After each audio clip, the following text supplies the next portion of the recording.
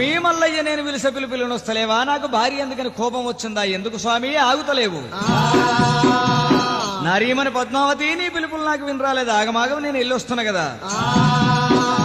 అయినా గాని కులం కులం అంతా ఒకటే. ఇయ్యాల నిన్ను చేసుకున్నాడు మీ తల్లిదండ్రికి ఆ మాటలు అన్నారు. 12 ఆవిడ దూరం కాని బాధలు పడి బంగారు పంది లేచిన వాళ్ళతోటి ఆ బాధ, నీతోటి ఈ బాధ అని ఆ యారళ్లతోటికి ఆ బాధలు వచ్చబామో. నీ అత్తమామ సేవ చేసుకుంటే యారళ్లతోటి కొల్లపూర్లే ఉండు, నాతోటి ఎందుకమ్మా పద్మావతి.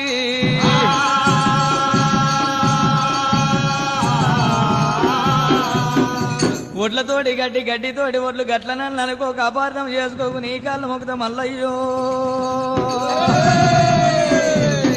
భార్య కాపదొస్తే భర్త, భర్త కాపదొస్తే భార్యనయ్యా మల్లయ్యా.